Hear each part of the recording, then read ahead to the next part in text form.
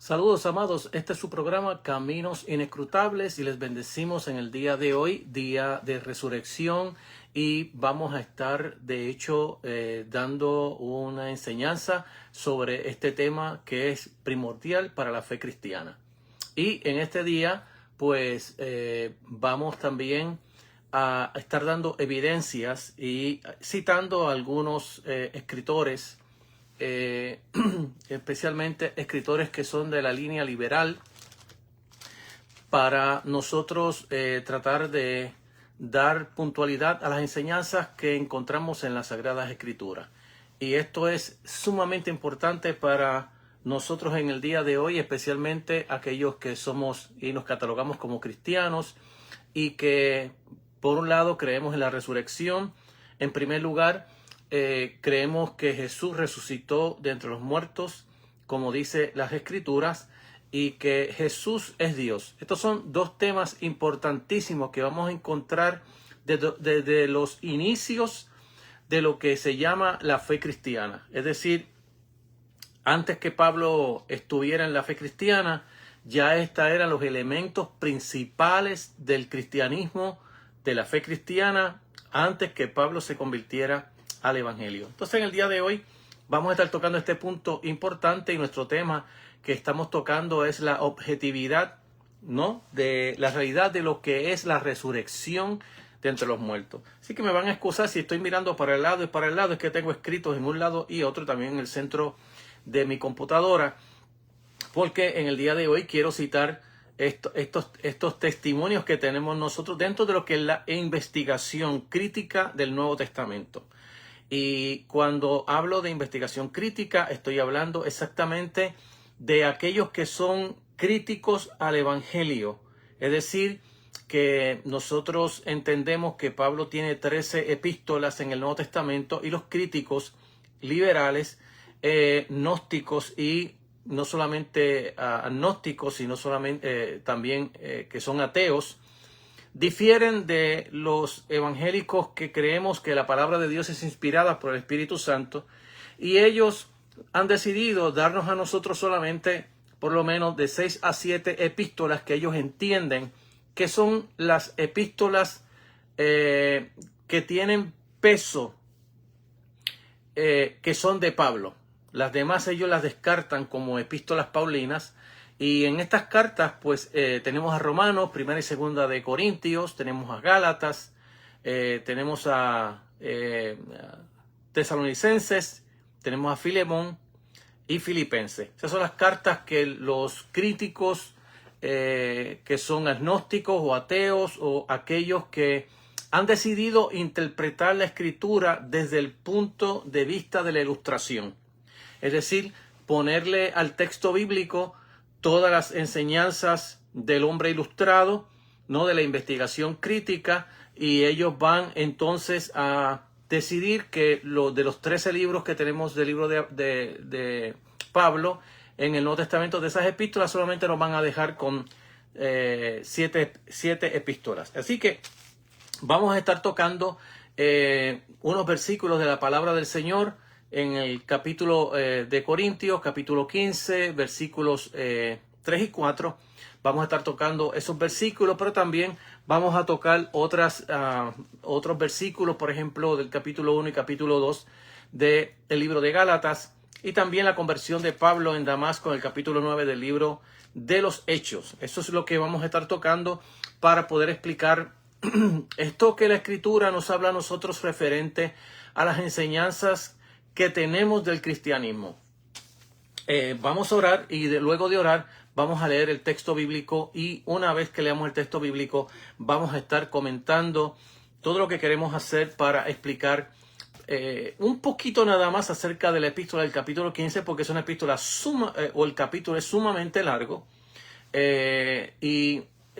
si queremos enseñar desde la forma más exegética, todavía nos va a llevar demasiado de tiempo. Así que vamos a tratar de hablar con ellos lo mejor que podamos y poder explicar esto que nos habla el texto sagrado. Padre, te damos gracias por tu bondad, amor y misericordia, y te pedimos que en el día de hoy tú bendigas a tantas personas que no conocen el Evangelio o que han entendido mal el Evangelio o que hablan mal de las Escrituras como un libro religioso que no hace falta leerlo. Señor, te pedimos que tu palabra abra el corazón de cada uno de ellos y le haga entender la verdad del Evangelio que predicamos por Jesucristo nuestro Señor y bendita esperanza. Amén. Bien, los versículos que voy a estar tocando se encuentran en Primera de Corintios capítulo 15, versículos 3 y 4. Voy a leer de la versión Nueva Internacional, donde dice el texto: porque ante todo les transmití a ustedes lo que yo mismo recibí, que Cristo murió por nuestros pecados según las Escrituras, y que fue sepultado y que resucitó al tercer día, conforme a las Escrituras, y que se apareció a Cefas y luego a los 12. Dios añada bendición a su santa palabra y Dios nos ayude, nos abre el entendimiento para entender su palabra y para entender la importancia que tiene la resurrección de Jesucristo de entre los muertos. Y recordando que Pablo está lidiando con los asuntos o problemas que tiene la iglesia de Corintios en su primera carta de Corintios, donde existen tantos y tantos problemas que ningún ministro quisiera tenerlo en sus iglesias.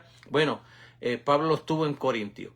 Y entonces, uno de los grandes temas o el gran capítulo, por así decirlo, que Pablo va a tomar para hablar de la resurrección, el capítulo 15, es exactamente para poder probar que lo que los corintios o algunos, porque realmente lo que la Biblia dice es que alguno de vosotros, no está diciendo que toda la iglesia, ni está diciendo que hay partidarios bien fuertes en la iglesia, sino que algunos de vosotros han descartado la resurrección. Entonces, Pablo en sus argumentos que va a traernos acerca de lo ridículo, por así decirlo, o absurdo de que ellos, la postura que ellos tienen va en contra de la fe que han llevado todo el tiempo hasta el momento en que Pablo les escribe la carta. Recordamos que Pablo está en Corintio, o Pablo visitó a Corintio.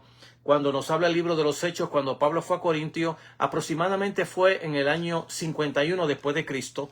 Y esta carta de Primera de Corintios va a estar rondando entre el año 53.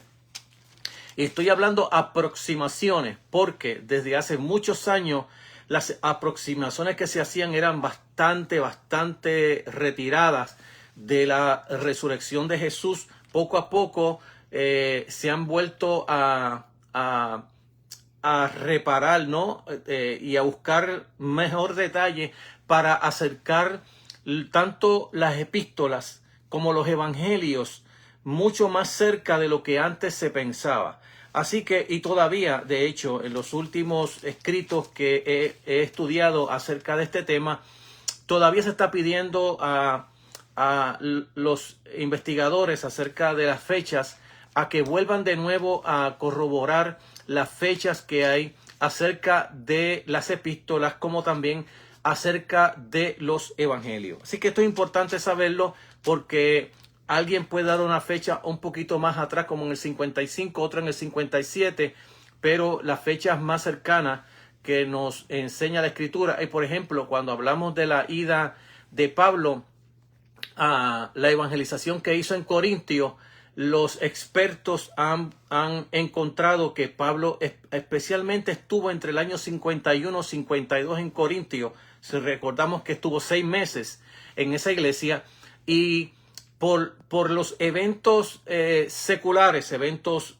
sociales y políticos que pasaron en ese momento, cuando se mencionan, esa persona cual se está mencionando en el libro de los Hechos estuvo solamente en el año 51 y 52 después de Cristo, y esa es la fecha que exactamente se está entendiendo que Pablo fue a Corintio a levantar esta iglesia, y que 3 años más tarde vuelve entonces a escribirle a los Corintios esta primera carta a los Corintios, y según se entiende, algunas que se han perdido.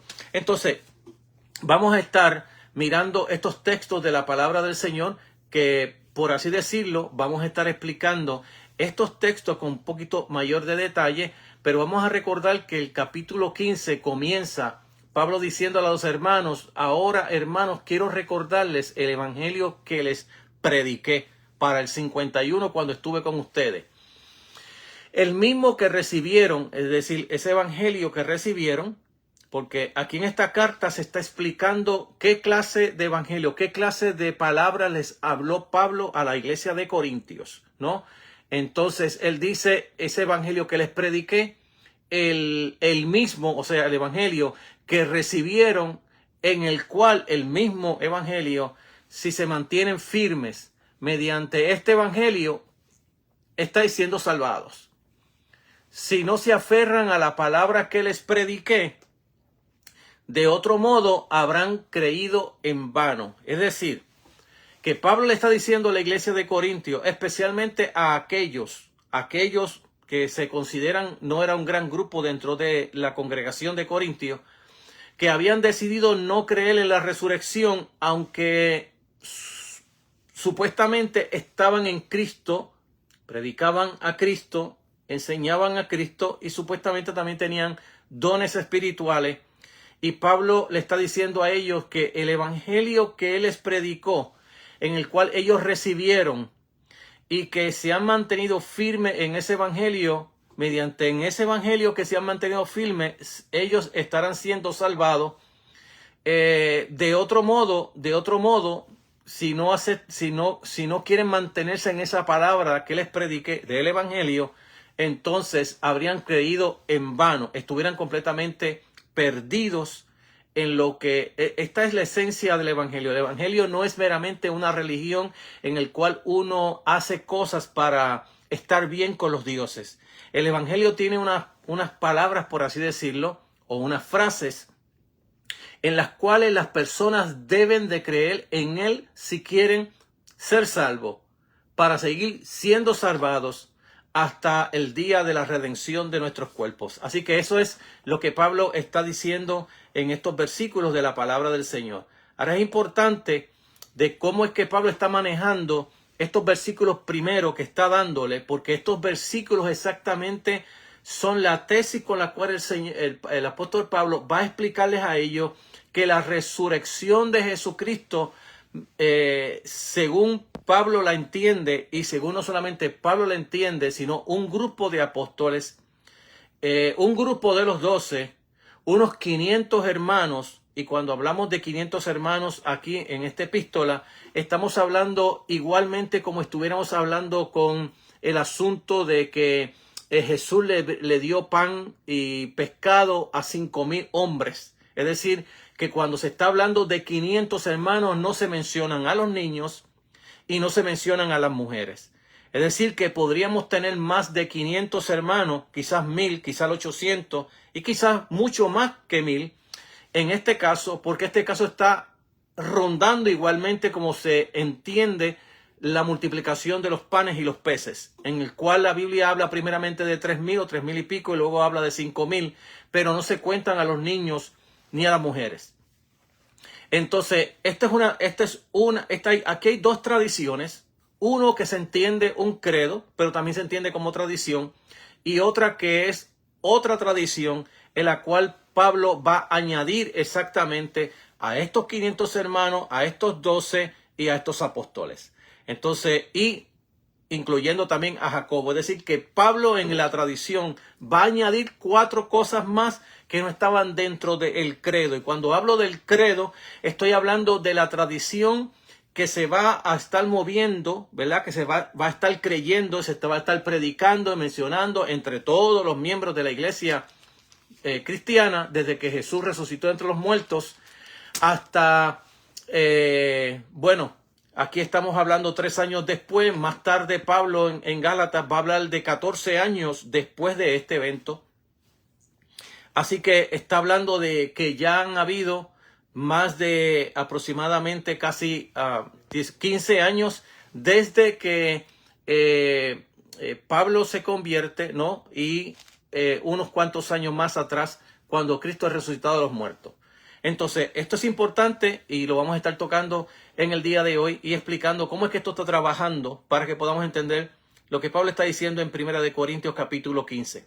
Entonces, de estos versículos que ya hemos leído, de cómo ellos han recibido el evangelio que yo les prediqué, que yo lo recibí, y que también ellos lo han recibido, y que si ellos permanecen en este evangelio seguirán siendo salvos. Si no, han creído en vano y realmente ya su fe no sirve para nada. Así que de eso es que está hablando el apóstol Pablo. Lo que está haciendo Pablo es, de hecho, reafirmar el terreno que tiene en común con los corintios, a partir del cual va a argumentar contra la afirmación de que ellos, que no, del pequeño grupo que hay en Corintios, que no creen en la resurrección de los muertos. Para hacerlo, Pablo apela a, como ya le dije, a la tradición de la iglesia entera. Estoy hablando de la iglesia entera, pero estoy hablando de la iglesia antes que Pablo se convirtiera al Señor y después que Pablo se convirtiera al Señor. Esta es la tradición que se sigue. Esto es lo que se enseñó desde el principio hasta después de Pablo. Y Pablo le está diciendo a ellos que, a los que no están creyendo que Jesús resucitó entre los muertos, que hay una tradición, que no es Pablo el único que está predicando esto, como ellos están pensando, que Pablo está trayendo un evangelio de una resurrección que no existe y que no existirá nunca. Pablo dice, no, ustedes están todos equivocados. Lo que yo les enseñé fue lo que yo recibí. Y esto lo cree toda la iglesia. Apela a la tradición de la iglesia en esta enseñanza, y esto es importante saberlo, porque hasta el día de hoy la iglesia tiene doctrinas y la iglesia también tiene tradición. Y ambas cosas están contiguas en la fe cristiana, viven juntas, se nutren una de la otra. Estas tradiciones son tradiciones en las cuales se ha llevado una costumbre, por así decirlo, de explicar lo que es el evangelio, y que la iglesia lo mantuvo todo el tiempo. Y Pablo va a apelar, de hecho, a esa tradición para poderle enseñar a aquellos que están negando la resurrección. Y cuando hablamos de negar la resurrección, estamos hablando de negar que Cristo fue levantado en su cuerpo de entre los muertos. De eso es que se trata, de que la resurrección no se habla de algo espiritual, que lo que se levantó fue el espíritu de Cristo. No, lo que se está hablando es que el cuerpo de Cristo fue levantado. De ahí el tema que tengo, la realidad de la objetiva resurrección de Jesús de Nazaret, y de eso es lo que se trata en este capítulo de esta epístola de Primera de Corintios. Entonces, dentro de esta tradición que Pablo apela, que él predicó a los creyentes, que Cristo murió y fue sepultado y resucitó al tercer día, el énfasis que Pablo hace en estos versículos, en estos dos primeros versículos, es de forma triple. Primero, reitera tanto el principio, versículos 1 y 2, como el final, el versículo 11, donde en el versículo 11 la Biblia dice, porque ya sean ellos o sea yo o sean ellos, así predicamos y así habéis creído. En otras palabras, que Pablo le está diciendo a los corintios que no están creyendo, a aquel grupo pequeño, vuelvo a repetir, de los corintios, que no está creyendo en el evangelio, que esto es lo que cree toda la iglesia, y que en esta creencia hay una tradición o un credo que toda la iglesia cree lo mismo, que no es que Pablo está predicando otra cosa que los demás apóstoles o los 12 o cualquier otro estuviera predicando, sino que todos están predicando lo mismo. Hay una sintonía, por así decirlo, en lo que se está predicando. Que esta tradición es algo en lo que ellos efectivamente ya han creído. Dos puntos se establecen aquí. El número 1, en consonancia con el énfasis del fin del argumento precedente que Pablo hace, lo que Pablo predicó a ellos y ellos creyeron es el terreno común entero de la iglesia. Lo segundo es, junto a ese énfasis va el recordatorio de que la propia existencia de ellos como creyente está en juego en este asunto. Es decir, cualquier desviación de este evangelio que los ha salvado, en el cual ellos perseveran y ellos se mantienen firmes, los pone en peligro en creer en vano en este evangelio. Así que esa es la tesis que Pablo está argumentando aquí en este capítulo. En primer lugar, es ridículo para Pablo. Es ridículo que ellos no estén creyendo en la resurrección de Jesús de entre los muertos, de que su cuerpo se levantó de entre los muertos, por el hecho de que contradice. Si yo como cristiano creo en la vida eterna y no creo en la resurrección de entre los muertos, yo mismo estoy atacando mi propia existencia como cristiano, porque mi existencia como cristiano tiene que ver exclusivamente con la resurrección de los muertos. ¿Por qué? Porque la resurrección de los muertos se ha activado la nueva creación de Dios que ya ha comenzado en Cristo Jesús. Lo primero. Y que dentro de esa nueva creación los creyentes han nacido de nuevo por la resurrección de nuestro Señor Jesucristo. Sin la resurrección de Jesucristo nadie puede nacer de nuevo. Es decir, que ya la iglesia, es decir, los creyentes, los que han recibido al Señor y los que recibirán al Señor, ya están recibiendo vida nueva, ya la están recibiendo, aunque todavía no ha culminado o no ha venido el escatón, es decir, el último día, el día en que los cielos y la tierra serán totalmente renovados. Igual los creyentes serán resucitados, que ya esa resurrección está trabajando, operando en la vida de los creyentes por el nuevo nacimiento. Sin la resurrección no hay nuevo nacimiento. Por eso es que Pablo dice, si Jesús no resucitó de entre los muertos, comamos y bebamos que mañana moriremos. No hay esperanza de resurrección. Por lo tanto, dentro de la fe cristiana, la espina vertebral de la fe cristiana es la resurrección de Jesucristo de entre los muertos. Y cuando hablamos de resurrección, estamos hablando de aquel mismo cuerpo que fue lacerado, que fue escupido, que fue clavado en la cruz, que fue lacerado. Ese mismo cuerpo fue el cuerpo que se levantó en la resurrección. Y de eso es lo que, y de ahí el tema nuestro, la realidad objetiva de la resurrección de Jesús de Nazaret. Esa realidad objetiva es que estamos hablando de un cuerpo materia, de carne y hueso que resucitó, y que no estamos hablando de una resurrección espiritual de ninguna instancia. No hay nada en el Evangelio de Jesucristo que nos hable a nosotros acerca de una resurrección espiritual. Eso es platonismo dentro de la iglesia, que se ha predicado por mucho tiempo, por eso es contra el Evangelio. Para eso Pablo va a apelar, de hecho, a la tradición, a los credos o al credo que tiene la iglesia. Tenemos que recordar que nosotros no tenemos todo el Nuevo Testamento o como se estaba creyendo hasta que comienzan a escribirse las cartas. Aun cuando se han escrito las cartas, no tenemos todo lo que se ha escrito del Nuevo Testamento, por la sencilla razón que muchas de esas cosas se han perdido. Por otro lado, Pablo está recurriendo a una tradición que no está escrita, pero que Pablo la va a escribir exactamente ahí en 1 Corintios, versos 3 y 4. Ahí es que Pablo va a escribir la tradición. Y no solamente va a hablar de una tradición antigua a Pablo, es decir, antes que Pablo se convirtiera en el Evangelio, sino que luego Pablo va a añadir otra tradición más, donde esa otra tradición no existe tampoco, no tenemos escrito, excepto eso nada más que Pablo habla allí, que también se le apareció a 500 hermanos, se le apareció también a los 12, que se le apareció a Jacobo y que también se me apareció a mí. Esa otra tradición es una tradición que aparece Pablo escribiéndola, que la iglesia, según Pablo está escribiendo allí, ya la conocía, pero hay otra tradición más antigua que esa, que es la que Pablo está usando en los versículos 3 y 4. Así que de eso que estamos hablando para poder entendernos en lo que nosotros estamos tratando de traer.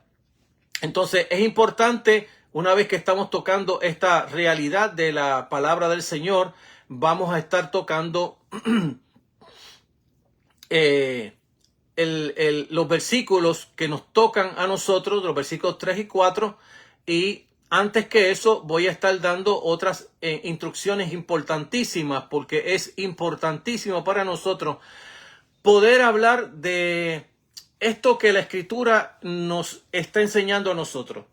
Ya dijimos que cuando Pablo está escribiendo cuando Pablo fue a levantar esta iglesia, como decimos nosotros, a predicar en Corintio, y se convirtieron estas personas en Corintio, estamos hablando para el año aproximadamente 51, según los criterios de política social que estaban en ese momento y las personas que se mencionan allí en Hechos, donde habla de la evangelización en Corintios, y que cuando se habla de uno de los oficiales que estaban a cargo en Corintio, la historia nos dice que esa persona, solamente Roma tenía a las personas que las ponía a gobernar por un solo año en diferentes lugares. En este caso, en Primera de Corintios, estaba exactamente gobernando la persona que se menciona ahí en ese capítulo de la evangelización de la iglesia en Corintio, y que eso realmente cae en el 51-52 después de Cristo. Entonces es importante nosotros tener estas fechas para poder entender de qué se trata. Tenemos que recordar más tarde también que los evangelios, ya Pablo ya había escrito, de hecho, Primera de Tesalonicenses, que fue la primera carta que se escribe en el Nuevo Testamento, ¿no? Y que los evangelios vienen a escribirse unos 60 años aproximadamente después de Cristo. Mateo escribe en años más tarde, Lucas escribe en años más tarde, hasta que Juan escribe por allá por el 95 después de Cristo. Entonces, esto es importante saberlo porque, y como ya dije antes, los investigadores del Nuevo Testamento, especialistas en esto de las fechas, se le está pidiendo que recurran nuevamente a llegar a los evangelios para volver a buscar fechas mucho más contundentes de las que tenemos nosotros. Bueno, pero de lo que estamos hablando es sobre el asunto de Pablo, porque este es un asunto interesante, bien interesante, dentro de la prédica en el día de hoy. Y segundo, porque ha habido crítica desde que empezó la Ilustración, ya por el siglo XX, y un poquito antes, siglo XIX, aunque la Ilustración comienza para el siglo XVIII, pero de ahí en adelante, del siglo XVIII en adelante, y especialmente en el siglo XX, se intensifica este asunto de los teólogos que se llaman liberales. Y por liberales quiero explicar que son teólogos muy bien preparados en las Escrituras, que no creen que la Biblia es inspirada por el Espíritu Santo. Es decir, que la concepción que tenemos nosotros los cristianos, que toda palabra de Dios es inspirada por Dios, por su Espíritu Santo, no está dentro de la mentalidad de estas personas que han decidido usar los sistemas mundanos, como decimos nosotros, o el sistema científico para aplicárselo al texto bíblico. Entonces, cuando esto ocurre, lo que se le llama en la Biblia de uno tener confiabilidad en un texto bíblico, ellos no lo entienden confiabilidad como lo entendemos nosotros, que le agregamos al texto lo que se llama la inspiración del Espíritu Santo al texto bíblico. Ellos entienden por confiabilidad que este texto tiene exactamente, y se entiende que la paternidad de ese texto exactamente es del autor que está escribiendo, en este caso del apóstol Pablo. Eso es lo que se entiende por confiabilidad. No significa que una persona que le ha impuesto los métodos de investigación al texto bíblico crea en la Biblia. La Biblia se estudia como un libro religioso, como cualquier libro religioso en el mundo, ya sea el Corán, ya sea el budismo, ya sea cualquier religión bajo el cielo, perdón, se estudia desde esta forma, es decir, desde el punto de vista como un libro religioso, no como un libro que ha caído del cielo, que Dios ha trabajado en él para que la persona lo crea. Esa creencia de la inspiración de la palabra del Señor no es una creencia en la cual la Biblia trate de argumentar como diciendo, no, es que la Biblia dice. De hecho, cuando cuando el apóstol Pedro cita en su segunda carta que toda escritura es inspirada por Dios, por el Espíritu de Dios, y que es útil para todo el creyente, en ese versículo que Pedro está escribiendo, él no está certificando o no está diciendo que o está argumentando con ese texto como algo nuevo, sino que esto era lo que todo el mundo creía. Todos los judíos creían que la palabra de Dios había sido inspirada por Dios y la aceptaban así. No se interrogaba el texto bíblico. En el día de hoy, los teólogos liberales, en la crítica textual, ellos no parten de esa premisa que nosotros partimos. Ellos parten de que esto es un libro religioso y que hay que someterlo a toda investigación como se hace cualquier otro libro religioso. Y como se hace en la historia, que se usa la investigación, no, pues de la misma manera se está usando esto con el Nuevo Testamento. De ahí es que estamos hablando acerca de cómo ellos están entendiendo confiabilidad, que la paternidad de este texto es de Pablo. Que ellos están entendiendo que Pablo es un erudito, que Pablo es un investigador, que Pablo es una persona preparada. Ellos lo están entendiendo no solamente porque Pablo haya dicho que estudió con Gamaliel, sino que cuando uno lee las epístolas, especialmente en el idioma original que está el texto, uno se da cuenta que quien escribió ese texto es una persona que está preparada. De la misma manera que cuando uno lee a Jesús enseñando en el Sermón del Monte, todo el mundo que ha estudiado en universidades se ha preparado para la erudición de la Escritura, sabe que Jesús era una persona prominente en lo que es la ética en la vida humana. Es decir, que todo el mundo sabe que esta gente está muy bien preparado, que son de altura y que las personas que están bien preparados no se cuestionan lo que hay que leer, que ellos escribieron, qué quisieron decir, y con eso ellos fundamentan lo que la Biblia dice. No están partiendo, vuelvo a repetir, de la inspiración del texto sagrado, sino que los supuestos es la investigación. Y si la investigación arroja de que Pablo es el autor de ese libro, pues esa es la paternidad. Pablo es el autor de ese libro. De ahí la paternidad del texto. Bien, entonces, fíjense que Pablo va a recurrir en cuanto a la tradición, y esta tradición en estos dos versículos 3 y 4 se entiende que era un credo. Y cuando hablamos de credo, no estoy hablando de los credos de Nicea en el 325 y luego en el 380 y los demás credos que siguieron por ahí hasta los 7 credos mayores que tenemos. No estamos hablando de esos credos, estamos hablando de credos en la cual la iglesia desde a principios que Jesús murió y resucitó ya creía, y que esos textos ya estaban escritos, aunque no en el texto bíblico, estaban ya escritos, y que toda la iglesia entendía que esto es lo que la iglesia cree. De ahí credo, esto es lo que creemos.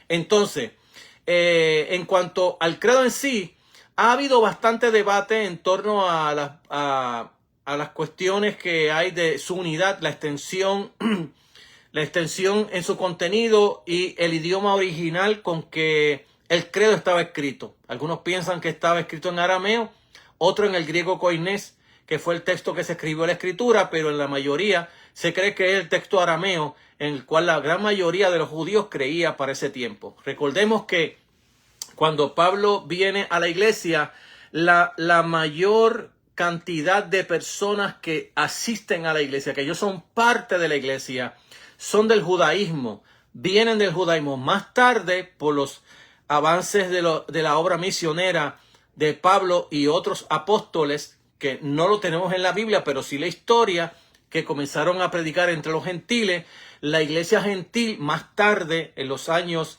que la iglesia va subiendo en número, más son los gentiles que se van a convertir al evangelio que los propios judíos, hasta que en la historia tenemos que desaparece la iglesia como tal judía, y que los únicos que se quedan dentro de la fe cristiana, y cuando digo que desaparece, no estoy diciendo que no hayan judíos dentro de la iglesia o gente de las tribus de Israel dentro de la iglesia, sino que la prominencia la tenía entonces la iglesia gentil, y de ahí en adelante, desde el siglo III en adelante, lo que uno va a estar escuchando es exactamente del poder más bien de la iglesia gentil, mucho más que la iglesia de Jerusalén, aunque la iglesia de Jerusalén era una de las 5 regiones importantes dentro de la fe cristiana, en el cual cuando se hicieron los credos de esas 5 regiones, Jerusalén era una de ellas.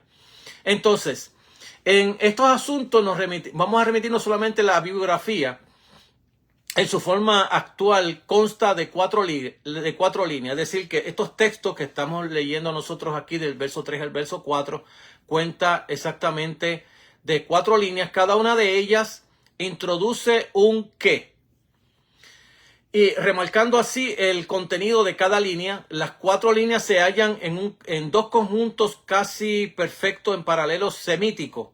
La línea 1 con la línea 3, que describe la muerte y la resurrección de Jesús, se corresponde formalmente, incluyendo la frase conforme a las Escrituras. Con la línea 2 y 4 responden respectivamente a la línea 1 y 3, fundamentando así el contenido.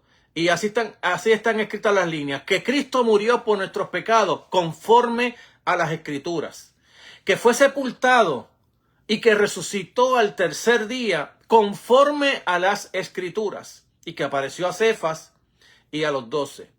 Entonces, la línea 1, que Cristo murió por nuestros pecados, es la creencia primordial de la fe cristiana.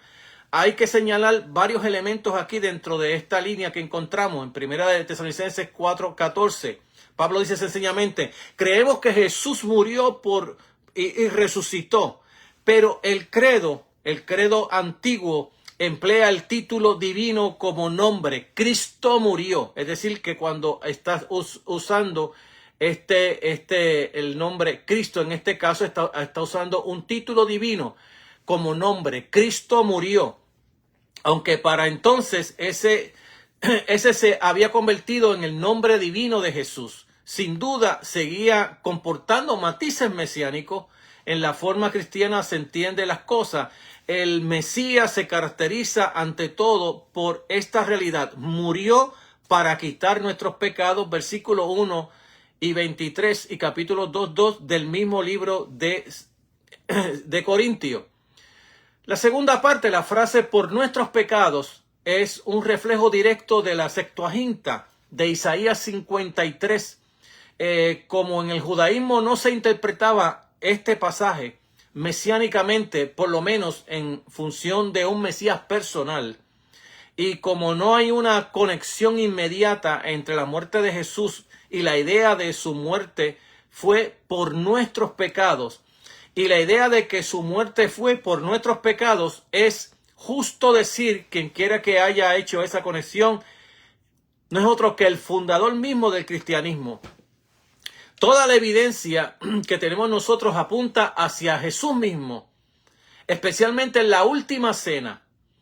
Con la recordemos que la última cena que se celebra es la cena pascual, es decir, del Cordero Pascual. Pero Jesús va a torcer, por así decirlo, esa cena del Cordero, y va a introducirse él mismo. Él mismo se va a introducir dentro de esa cena. Y ahora, en vez del Cordero Pascual, él va a usarse a él mismo, que él va a darse en relación con el pecado de toda la humanidad.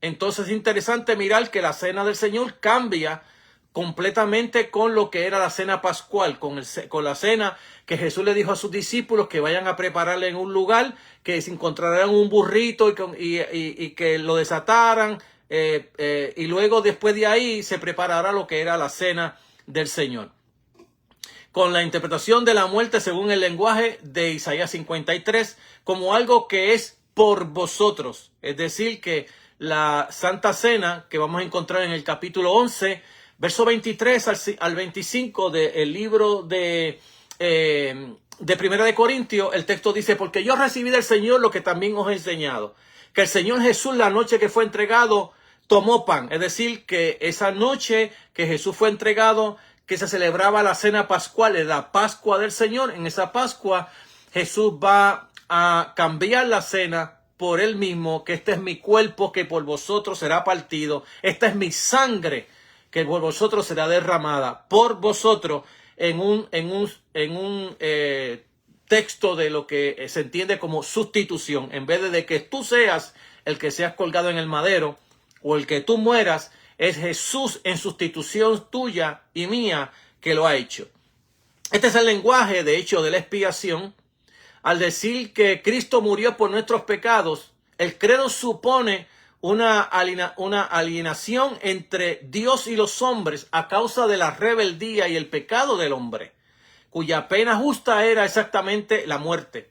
La muerte por nuestros pecados quiere decir que uno murió a favor de otros para satisfacer la pena y para superar la alienación.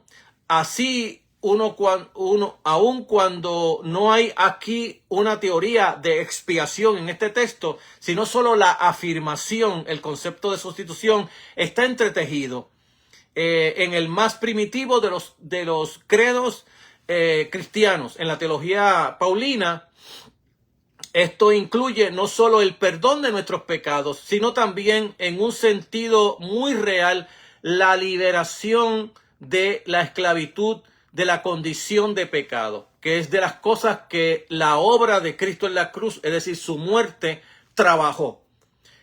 Pablo diría, por ejemplo, en Romanos capítulo 8, que lo que era imposible para la ley por cuanto era débil por la carne, es decir, la ley no tenía poder, de hecho no se creó para eso, no se creó para trabajar con el pecado, sino para señalar el pecado. Ha sido el sacrificio de Cristo en la cruz quien ha trabajado con el problema del pecado y del pecador, de tal manera que él puede ser el que liberta a los hombres del pecado. Entonces, por último, la frase agrega conforme a las Escrituras. Probablemente no tiene la intención de apuntar a un pasaje específico, sino a un conjunto de pasajes mucho más amplio en el Antiguo Testamento, en la cual la Escritura se considera como un todo y no como un versículo aquí nada más. Entonces, según las Escrituras, Dios había estipulado que la muerte de un cordero sin mancha debía formar parte del rescate de la nación de Israel de la esclavitud de Egipto.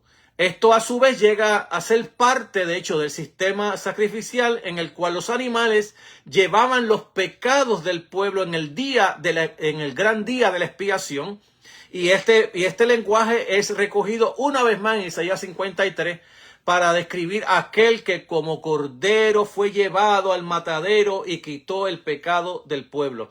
Aunque ciertamente esta primera línea que encontramos de este versículo ha de entenderse como parte del credo, y de ahí que se la incluya, el mismo tiempo sirve para remarcar la realidad de su muerte. Una de las críticas o de los críticos que han hecho exactamente acerca de la muerte y la resurrección de Cristo es que dice que Jesús no murió verdaderamente, sino que estaba medio drogado en la cruz y cuando lo metieron en el sepulcro se levantó y se fue. Bueno, pues este texto lo que está diciendo es que verdaderamente Jesús murió. Y de hecho, las investigaciones que se han hecho hasta el día de hoy, sería difícil para mí poder explicar con lujo y detalle todo lo que se ha encontrado hoy, se ha investigado hoy, que ya se entiende que Jesús estaba muerto cuando el soldado lo acuchilló, ¿no?, con la lanza, cuando botó agua y sangre.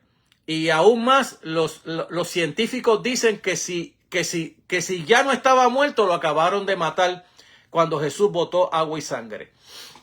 Entonces es importante que nosotros miremos todas estas observaciones que estamos haciendo, que son muchísimas, estuviera horas aquí hablando acerca de esto, pero lo que quiero traer es cómo la investigación en el día de hoy nos ha ayudado a entender mejor los versículos, incluyendo la investigación de los críticos que no creen en la Biblia como palabra de Dios, pero que nos ha ayudado en los descubrimientos que se han hecho, en los hallazgos que se han hecho dentro de estas verdades. Entonces, mirando nosotros, cuando se habla de remarcar la realidad de la muerte, quizás para machacar una vez más el punto de los capítulos 1 al 4, o de los versículos del 1 al 4 que el Evangelio, no, o capítulos, perdón, del 1 al 4 de 1 Corintios, que el Evangelio no es sabiduría concebida humanamente, sino el relato de un Mesías crucificado que murió a favor de los pecadores. Entonces, en la línea 2, la adición que se hace de la línea 1 y que fue sepultado, es decir, que de las evidencias que tenemos nosotros hasta el día de hoy es que Jesús murió, que Jesús fue sepultado y que Jesús resucitó, y aún los investigadores del Nuevo Testamento, los críticos del Nuevo Testamento, hasta el día de hoy están aceptando de que Jesús verdaderamente murió y que Jesús fue visto resucitado después de los muertos, y lo están aceptando hasta, por ejemplo, Dominique Crozan, uno de los historiadores que tenemos en los Estados Unidos más críticos al texto bíblico y que ni creen la resurrección, pero no dudan de que Jesús fue visto resucitado. Igualmente que Bartelman, que es un escéptico y inclinado hacia el ateísmo, también él dice que las evidencias que tenemos en el Nuevo Testamento es que Jesús murió, que Jesús fue sepultado y que Jesús fue visto por los creyentes, incluyendo no solamente los creyentes, sino por incrédulos. Y en este caso se usa a Santiago, hermano del Señor, que no creía en Jesús. Y la verdad que tenemos nosotros es que en Marcos capítulo 3 la Biblia dice que tanto la familia de Jesús, sus hermanos, no creían en él. Y no solamente no creían, lo tildaban como que estaba medio tostado de la cabeza por el hecho de que Jesús se pasaba predicando arriba abajo y aquello era una vergüenza para su familia. Recordemos el pasaje cuando los hermanos de Jesús y la madre de Jesús fueron a buscarlo y Jesús comenzó a decir: mi madre, mis hermanos y mis hermanas son aquellos que hacen la voluntad del que me envió. Y cómo se burlaba la gente diciendo: tu mamá y tus hermanos te buscan afuera. Entonces, esa es una de las realidades que tenemos, que hasta gente que eran enemigos de la fe cristiana, luego se hicieron cristianos, en este caso Jacobo, hermano del Señor, y también el apóstol Pablo. Bien, entonces, mirando nosotros por lo siguiente que tenemos, aun cuando el punto es incidental para lo que Pablo le interesa, esa expresión tan primitiva de la fe cristiana verifica también la realidad de los relatos del sepulcro vacío. Es común en los círculos de eruditos del Nuevo Testamento el negar esto último. Pero eso parece ser un alegato forzado dentro de la verdad bíblica. El énfasis juntamente de muerte, sepultura y resurrección al tercer día habría tenido como concomitante, de hecho, naturalmente, un sepulcro vacío. Es decir, si a Jesús lo sepultaron y Jesús resucitó entre los muertos, y esto es lo que se predica, es imposible decir que la tumba no estaba vacía. Eso es lo que está tratando aquí. Dando este lenguaje incrustado en el corazón de la tradición primitiva, los primeros cristianos y Pablo considerarían impensables que algunos negaran que ellos creían que además el sepulcro estaba vacío, o que tales relatos fueron creación de una generación posterior que necesitaba verificación objetiva de la resurrección. Uno podría no creer en Jesús, que se resucitó de entre los muertos y que por lo tanto la tumba estaba vacía, pero apenas podría uno, con un buen fundamento histórico, negar que ellos creían tal cosa. En la línea 3 que estamos tocando, con esta línea 3, Pablo llega a su inquietud actual. Sin embargo, se atiende a un lenguaje del credo que resucitó al tercer día conforme a las Escrituras. A diferencia de estas dos líneas anteriores, en este caso el verbo es pasivo perfecto. Él ha sido resucitado. Es como que Él vive, lo que está diciendo el texto, lo cual da a entender que fue resucitado, pero que también todavía vive. Nuestra dificultad radica en determinar exactamente en qué se quería decir con al tercer día conforme a las Escrituras. El problema con la frase al tercer día, ver tanto en el origen como en el significado del credo, aunque se ha ofrecido varias soluciones para la más probable que al tercer día haya quedado en el credo, principalmente porque ese fue, de hecho, el día en que Jesús salió del sepulcro, aunque ellos encontraron que el sepulcro estaba vacío y en que tuviera lugar la primera aparición del resucitado. Cabe figurarse también que el acontecimiento tuvo al impacto sobre quienes vieron a Jesús vivo después de la crucifixión, que simplemente se hizo llegar hasta el credo, más o menos del mismo modo que la tradición que nos encontramos nosotros en la Santa Cena, en la cual también Pablo dice, porque yo recibí del Señor lo que también os he enseñado. Y que también Jesús predicó acerca de que destruiría este templo y el tercer día lo resucitaría. Y de hecho se usan pasajes del Antiguo Testamento como el libro de los Salmos 16, verso 9 al 11, también en el Salmo 110:1 y otros versículos del Antiguo Testamento donde corrobora que fue el tercer día, ¿no? Y que también las enseñanzas que tenemos es que al tercer día, si Jesús resucitó al tercer día, su cuerpo no vio corrupción, ¿no? Como Pedro predica allá en su primer mensaje en el capítulo 2, que dice, esto fue lo que dijo el profeta David, que no dejaría su cuerpo en el sepulcro ni que se corrompería su cuerpo.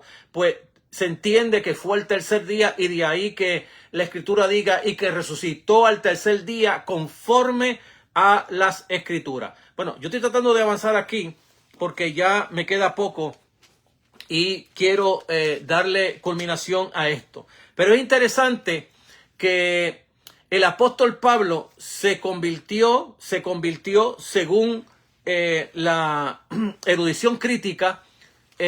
Todos sabemos que en el capítulo 9 del libro de los Hechos, Pablo, camino a Damasco, Pablo recibe a Jesús en una visión. Cae al suelo y Jesús le dice, Saulo, Saulo, ¿por qué me persigues? Yo soy Jesús a quien tú persigues. Y se entiende que desde la muerte de Jesús hasta la conversión de Pablo pasaron 2 años y pico, casi 3 años. Es decir, 2 a 3 años después de la resurrección, Jesús se le apareció a Pablo. Pablo también dice en el libro de Gálatas, y estoy por aquí, voy a buscar los pasajes para que aquellos que quieren ir buscando puedan entenderlo. En los pasajes, Pablo habla de su conversión allá en Gálatas capítulo 1 del 15 al 19. Y Pablo dice en esa colección que él tiene de enseñanza y que esta colección de hecho apunta a la confiabilidad de los textos que estamos hablando, que la crítica textual nos dice que son confiables. Allí en Gálatas capítulo 1 del 15 al 19, Pablo habla de que Pablo después de la conversión salió para Arabia y de que después de Arabia volvió a Damasco y a otros lugares y de eso pasó 3 años cuando decide ir a Jerusalén para encontrarse con Pedro. Esa fue la que tenemos nosotros allí, para encontrarse con Pedro. Es decir, que Pablo se convierte 2 años aproximadamente después de la resurrección de Cristo y que luego 3 años después, o sea, 5 años ya pasan, cuando Pablo ahora convertido ya hace 3 años, decide ir a Jerusalén a visitar a Pedro en Jerusalén. Y es interesante que el verso en el capítulo 18, cuando fui a visitar a Pedro, es interesante que la palabra griega para visitar que se usa allí en el griego es historizais.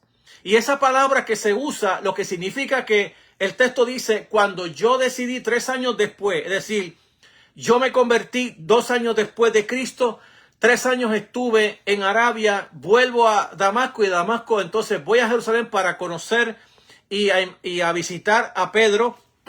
La Biblia dice que cuando va allí, va a investigar, porque la palabra que se usa en el griego es historizais, y va a ir allí a Pedro para investigar de primera mano lo que Pablo ahora tiene en el credo que nos habla en el capítulo 15 de Primera de Corintios, versículos 3 y 4. Es decir, que este credo que tenemos aquí, Pablo lo está recogiendo exactamente de Pedro 5 años después. 5 años después, cuando Pablo se convierte, 5 años después de la resurrección. Pablo va donde Pedro y Pablo va a investigar de primera mano qué fue lo que sucedió con Cristo. Y de ahí la palabra historizai, que es la palabra, de hecho, que hoy usamos para lo que es la palabra historia, pero que cuando Pablo la usa, todavía esa palabra no significaba historia, sino que significaba investigar de primera mano. Es decir, ir a las fuentes, en este caso la fuente es Pedro, y va donde Pedro para investigar de primera mano cómo fue la vida de Pedro, de Pedro con Jesús de Nazaret, cómo fue los asuntos de la muerte, la resurrección, la aparición, y no solamente con Pedro, también la Biblia dice que allí encontró también a Jacobo, hermano del Señor, pastor de la iglesia más grande en la antigüedad. Entonces, desde ese momento Pablo está investigando, y de ahí es que Pablo trae este credo que encontramos en el capítulo 15, versos del 3 al 4 de Primera de Corintios, y la tradición añadida de Pablo, que Pablo va a añadir a que le apareció también a 500 hermanos. Y vuelvo a repetir, cuando usa la palabra 500 hermanos, está usando la palabra de 500 como se usa como en el asunto de la multiplicación de los panes y los peces, que no se contaban a las mujeres ni a los niños. Es probable que en la resurrección que la Biblia habla acerca de más de 500 hermanos, también hubieran niños y también hubieran muchas mujeres allí. Entonces, aparte de eso, está Pablo estudiando y recopilando todos los datos para luego traer esta tradición que le llaman uno de los credos, y en la Biblia aparecen algunos 12 credos de lo que la iglesia ya creía desde que Jesús resucitó entre los muertos. Esto es interesante. Entonces, que después de 14 años, subió nuevamente a Jerusalén con Bernabé y Tito alrededor del 48 después de Cristo. Estoy en el libro de Gálatas capítulo 2, verso número 6. Una vez expuesto en privado, la Biblia habla de que una vez que Pablo expuso en privado a los apóstoles, y en este caso cuando la Biblia habla de que expuso a los apóstoles, en este caso estaba Juan el apóstol también en esa visita que hace Pablo 14 años después. Es interesante, acuérdense que estamos tratando acerca de la naturaleza del evangelio. Es objetiva, Jesús verdaderamente murió, su cuerpo que fue lacerado, que fue crucificado, ese mismo cuerpo ha sido resucitado, y de eso es que se trata, que la resurrección es objetiva, y que algunos en Corintio no estaban aceptando la resurrección, y que Pablo está diciendo que él obtuvo de las fuentes primarias, es decir, de los que estuvieron con Jesús, está tomando de este credo que Jesús murió conforme a las Escrituras, fue sepultado y resucitó conforme a las Escrituras, que esto fue lo que Pablo les predicó a ellos. Y ahora, 14 años más adelante, Pablo va a ir con Bernabé y Tito a Jerusalén nuevamente. En este caso se va a encontrar con Pedro, con Juan, con Jacobo y también con Juan. Y es interesante que en el verso número 8, voy a poner aquí la versión del 60 para ver si puedo leerla hasta como la tengo aquí escrita. Entonces, verso 6, pero de los que tenían reputación de ser algo, lo que haya sido en otro tiempo, nada me importa. Dios no hace acepción de persona. A mí, pues, lo de reputación nada nuevo me comunicaron. Fíjense que en estos versículos Pablo dice primeramente que él subió a Jerusalén por una revelación de Dios. Y cuando va a Jerusalén va a ir con Bernabé y Tito. Y Tito era un gentil. Y cuando fue a Jerusalén no lo obligaron a circuncidarse. Y Pablo dice que primeramente fue en privado para hablar con Pedro, con Jacobo y con Juan. Y una vez que hablaron en privado, Pablo expuso el evangelio que predicaba a los gentiles y a todos los gentiles, incluyendo los corintios. Y que cuando terminó de exponerle, nada nuevo me comunicaron. Nada nuevo me comunicaron. Entonces, antes, por el contrario, como vieron que me había sido encomendado el evangelio de la incircuncisión, como a Pedro de la circuncisión, pues el que actuó en Pedro para el apostolado de la circuncisión, actuó en mí para los gentiles. Y reconociendo, verso 9, este es importantísimo, y reconociendo la gracia que me había sido dada, Jacobo, Cefas y Juan, que eran considerados columnas, nos dieron a mí y a Bernabé la diestra en señal de compañerismo, para que nosotros fuéramos a los gentiles y ellos a la circuncisión. Solamente nos pidieron que nos acordáramos de los pobres, lo cual también procuré con diligencia hacer. Es decir, Pablo está diciendo a los corintios, miren, si ustedes no le agradan mi persona, bien, ustedes pueden ir donde Jacobo. ¿Y qué le va a predicar a Jacobo? Lo mismo que yo le he predicado. Si no le agrada a Jacobo, ustedes pueden ir donde Juan y a Juan les va a predicar lo que yo le he predicado. Y si no les gusta a Juan, también pueden ir donde Pedro y Pedro les va a decir las mismas cosas que le he dicho yo. Ustedes tienen la opción de ir a investigar. De hecho, le da la opción también Pablo, que de los 500 hermanos que habían visto a Jesús resucitado y de otros que llama los 12 y a otros que llama apóstoles, que todavía había muchos vivos que ellos podían allí mismo y tener también un coloquio, una investigación, un historicide con ellos, investigar de primera mano de que Jesús resucitó de entre los muertos. Ahora, ¿cuándo se fecha exactamente Primera de Corintios? Capítulo 15, el verso 3 y 4. Bueno, los propios historiadores, los propios eruditos de las escrituras, estoy hablando de eruditos escépticos y de eruditos ateos, es decir, que no creen en la palabra de Dios como palabra de Dios. Ellos la sitúan exactamente 6 meses después de la resurrección. Es decir, que cuando Pablo está hablando de este credo en Primera de Corintios capítulo 15, en el versículo 3 y 4, Pablo está diciendo, porque primeramente os he enseñado lo mismo que recibí. Es decir, que cuando Pablo, vuelvo a repetir, se convierte en Damasco, después de su conversión, está 3 años en Arabia, luego vuelve a Damasco, de Damasco vuelve a Jerusalén. Cuando vuelve a Jerusalén va a hacer una investigación con los apóstoles, especialmente con Jacobo y Pedro, y de ellos va a investigar e encontrar los hallazgos de cómo fue que Jesús resucitó. Y luego él mismo le daría el testimonio de cómo él se convirtió y cómo el Señor se le apareció también a él y cómo lo encomendó a llevar al evangelio a él. Es decir, que estos versículos 3 y 4, todos los teólogos, incluyendo los liberales, dicen que estos pasajes son un credo muy antiguo de la iglesia que estuvo aproximadamente no más de 6 meses después de que Cristo fue resucitado.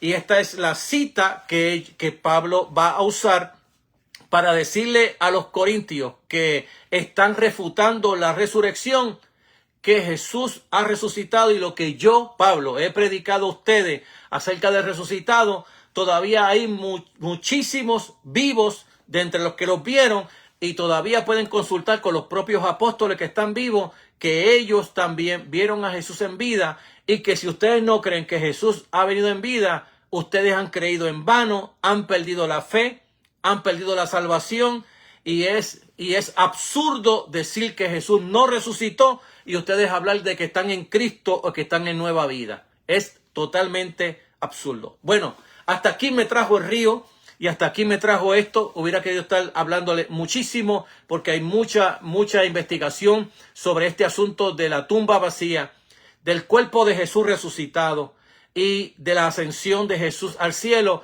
Y esto es lo que nosotros creemos en el día de hoy, que Jesús murió por nuestros pecados, Él fue sepultado y resucitó conforme a las Escrituras, y que Él ascendió a los cielos y que Él volverá también en su cuerpo crucificado, que fue crucificado y que ya está glorificado, y que Él volverá con ese cuerpo a establecer su reino. Esto es lo que creemos nosotros. Padre, gracias te damos por esta palabra. Bendice a muchos que no creen en tu palabra y permite que de alguna manera alguna palabra de esta toque sus corazones y puedan venir a Jesús como Señor de sus vidas y puedan confesarle como Señor y Salvador. En Jesús nuestro Señor y bendita esperanza te lo pedimos y te damos gracias. Amén. Hasta la próxima. Dios te bendiga 1000 veces más que a mí y nos veremos para la próxima en el nombre del Señor. Que Dios te guarde y te bendiga.